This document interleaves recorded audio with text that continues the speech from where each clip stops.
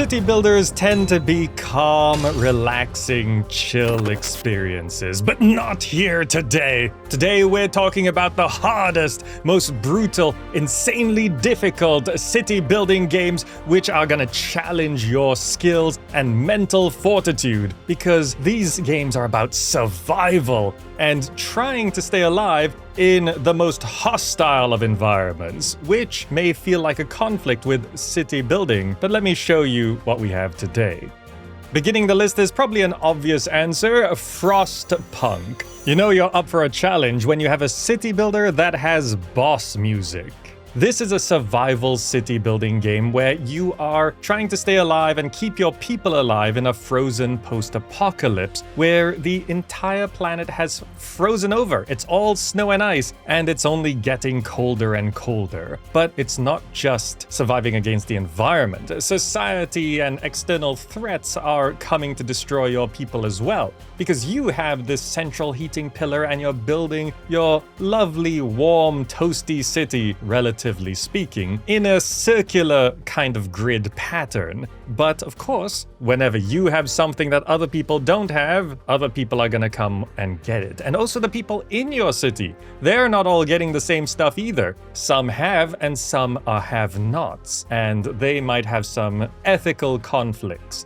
Are you willing to sacrifice your people for the greater good? That might be one sacrifice that you're willing to make, but make too many of those and they may turn on you. So in Frostpunk, you're trying to survive against the environment, external threats, lack of resources, and sometimes even your own people. That makes this one very, very popular and challenging city builder, which a lot of people do love. And for reference, Frostpunk 1 is getting a re-overhaul kind of thing called Frostpunk 1886. So this game, you can get it right now, but if you're watching this in the future, then Frostpunk 1886 is supposed to be a definitive edition of the game, and it's meant to have at least 30% brand new content. So that's something that you can look for as well. Continuing the challenge, They Are Billions. Now, I know many people don't consider this a city building game. Some consider it just base building or colony sim, and even RTS. But really, this is a half RTS, half city building game. You are still building houses and collecting resources and setting up a society, kind of. But there is also a lot of unit micro and controlling a small army to go around the map, because the world has been turned into a massive horde of zombies. And this truly is a stressful and brutally challenging game, because what happens in this game is if a single zombie breaks through your defenses and attacks a house or a structure, that structure gets zombified and then it spawns more zombies. So if a single zombie gets through, well then your entire city could just be turned to zombies in seconds. So you have to set up walls and even scatter some walls to even distract the scattered lonely zombies that are wandering around the map, slowly creeping their way towards you. Because if you just have some bits of wall around, they'll attack those first, and walls don't turn into other zombies. Eventually, as you are exploring the map, collecting resources, and trying to keep your people growing and alive, big swarms start to spawn, and invasions of zombies come from all directions. And there are different types of zombies as well. There's a slow, shambling zombies, but then there's big titans as well, or spitters or exploders, and you have to train up various types of units and manage your mini army to hold off these forces in a way that will keep you alive. Now, this game does have a campaign, but the consensus is that's kind of mid. This game shines in the sandbox randomly generated map modes and weekly challenges, and if you don't think this game is hard enough, you can up the difficulty and even challenge yourself on the weekly challenges to try and climb to the top of the leaderboard. So there's a lot of challenge here, and just as a fundamental game, this is brutally difficult. For a throwback and a reason why some games are maybe unintentionally super challenging, Pharaoh, and most notably the Cleopatra expansion. This is a city building game from 1999. It's a classic Impression-styled city builder, and many of the Impressions, well, all of the Impression-styled city builders are difficult in many ways, and in a lot of those ways, it's unintentional. These games were churned out pretty quick. They are classics, they are beloved games, but when you rush out a game in a year, then things are gonna go a bit wrong. Pharaoh and Cleopatra, like many of the other Impression city builders, have some maps that are just imbalanced, and the difficulties weren't fully tested. If you are playing Pharaoh and the Cleopatra expansion on maximum very hard difficulty, some enemy invasions are crazy difficult. Your units seem to do nothing to the invading forces, and when they show up with ships as well, like military warships on the water, your ships, you could have the maximum number of ships and units that you can have on a map, and they will be wiped out, and it's not gonna be even close. You have to slow down the game to 10% speed and slowly micro your units in basically a way that's very unfun. But it's super hard, it's super challenging. And this kind of balance is true of all the Impressions games. You see this a lot in Emperor, Rise of the Middle Kingdom as well. But Pharaoh and Cleopatra has a specific map called Kadesh. Kadesh is a map where I beat it on very hard by cheesing. There's a little island, and if you just build everything on that little island, and when the invading forces show up, you break the bridge. Well, when your city is separated from the main kingdom road, it does threaten you with despawning everything. You can hide out on that island just long enough so that when you have to rebuild that bridge to reconnect your city, the invading force has left.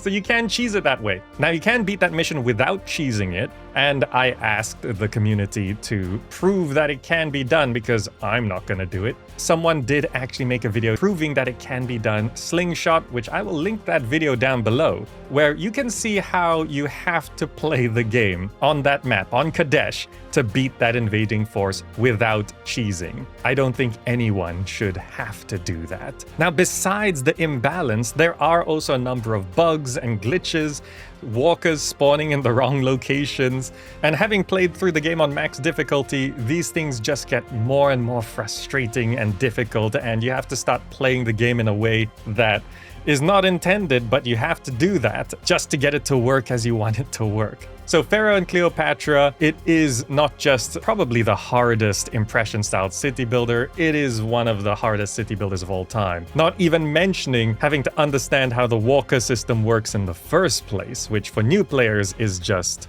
very difficult to explain. For a more modern obstacle, Against the Storm.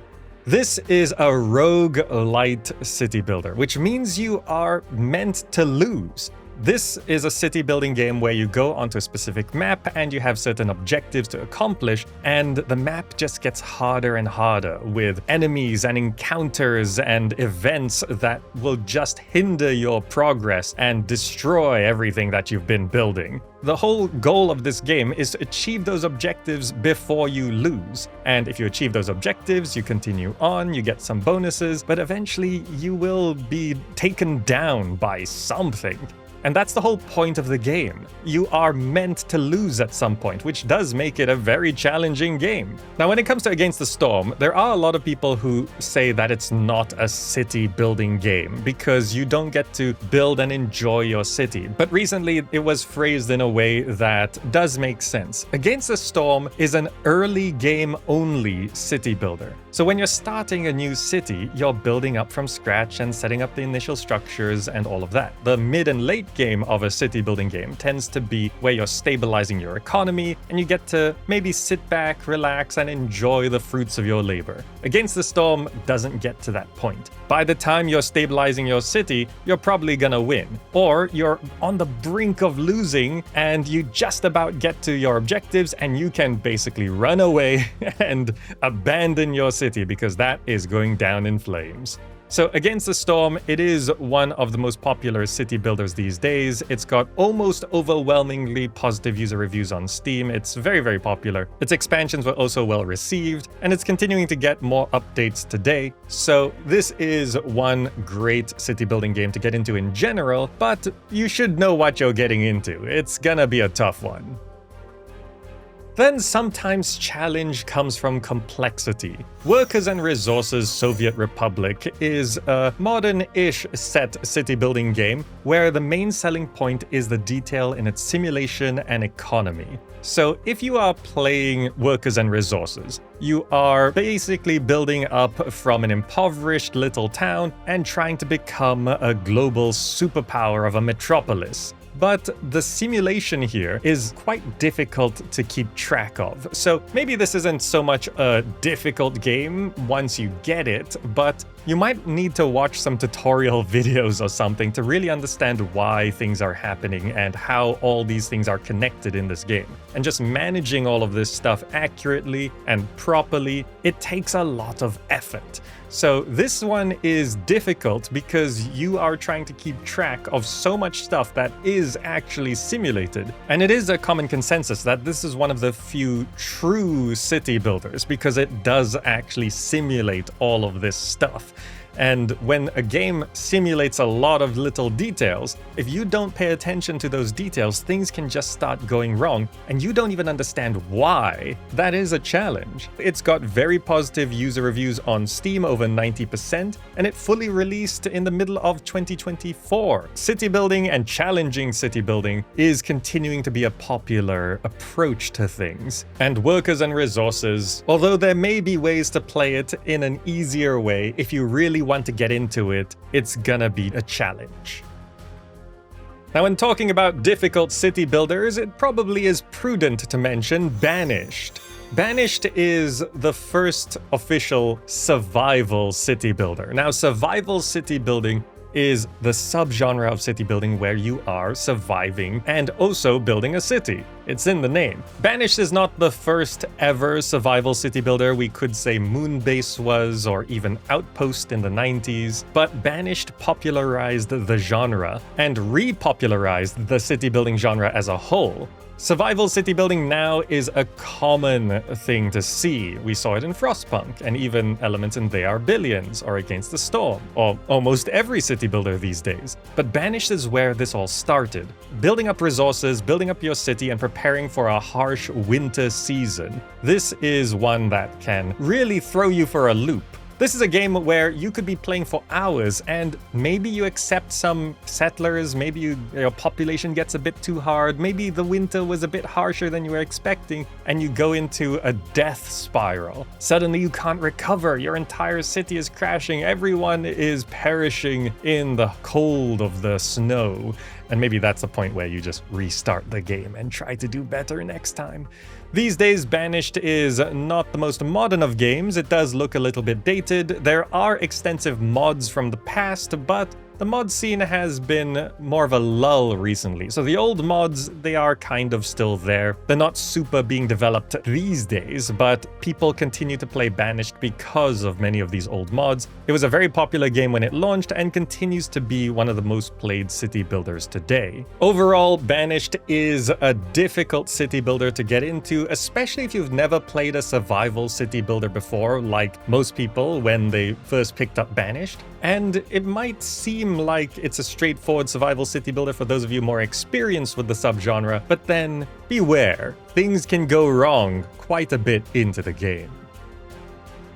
Speaking of survival city builders, Timberborn. For full transparency, a couple years ago, Timberborn did sponsor a video on this channel. This is a beaver city builder where you are building a city, but also moving around a lot of resources and also dealing with environmental events and dynamic water flows. So Timberborn is a survival city builder with vertical construction. You can build things on top of each other. So even if the map seems a little small, a lot of your construction is on top of itself and you build up and up and up.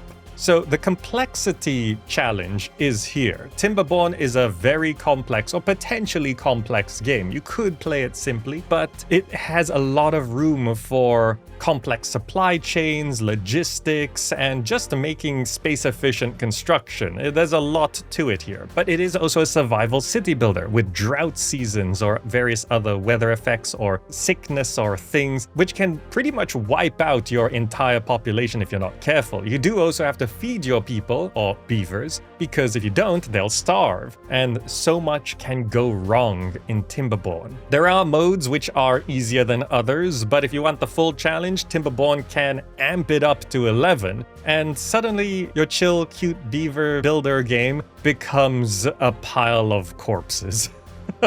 Which maybe is what you're looking for if you're watching this list. So Timberborn has been in early access for many years. There's no clear sign of a full release for this game, but the consensus is that it generally is a fully complete game, and it's just getting updates these days. User reviews on Steam are overwhelmingly positive at 95% positive. People love Timberborn. It's just such a popular game, and if you're waiting for full release, you don't have to. You can wait for full release if you want to, but that's gonna be somewhere on the horizon. And most people consider this a complete game that's just getting more content updates these days.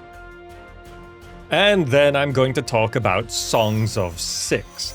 Recently, I've been talking about this game more and more, and it was mostly a Dwarf Fortress-styled colony sim for a long time. But a few years ago, it changed how housing worked, and now it is really straddling that line between Dwarf Fortress-styled colony sim and a city builder. A ton of people consider it a city building game, a ton of people don't. For this list, I'm gonna consider it one, and it being a Dwarf Fortress-styled game with more city building included, that means it's just gonna be difficult, complex, overwhelming at times. The idea for this game is to support a city of up to 30,000 individually simulated citizens on a massive map with tons and tons of details, and building structures is not just plopping down structures. You gotta sometimes place the walls, place the furniture. There's military conflicts, there's trade and economics. It's just complexity on complexity on complexity. And if you're not careful, the events that happen can spiral your kingdom into an absolute collapse. There's just so much that can go wrong in Songs of Six. And even when things go right, it's still difficult to do things when it's just so much to do all the time. Now, this one has been going through a kind of perpetual early access as well, but it's got overwhelmingly positive user reviews on Steam, 96% positive, people love it. And that might be to do with the free demo you can try as well. Because if you have a free demo that people can just try, then the people who buy your game are gonna know what they're getting into, which means better user reviews because they get what they know they're gonna get. So there's a free demo for Songs of Six. You can just give it a whirl and see if you manage to succeed, or like a lot of people playing the game for the first time, just crash and burn, which is the whole point of this list. At the moment, in terms of me classifying what's a city builder or not, Songs of Six, I think, is the only game that really perfectly straddles the line between city builder and colony sim. So if you're looking for challenging, brutal, insanely difficult city builders, then I think you want to know about Songs of Six. There we go, that was a bunch of difficult games in the city building genre for you. What do you think? Have you succeeded in any of these? Have you mastered any of these impossible challenges? Let me know. And if you think something else deserves a mention, share it down below. I know I'm sticking to city builders here, but maybe there's some colony sims that you want to talk about, or other genres of games. You can share them down below because people watching this video are looking for a challenge, so you can set one up for them. If you enjoyed this, remember to subscribe and like the video. Thank you so much for watching. If you'd like to support the channel, use the GOG referral link down below to get any game, or follow for free on Patreon for bonus stuff. You can continue the journey with one of the other city building videos linked on screen right now, and I'll see you in one of those next videos.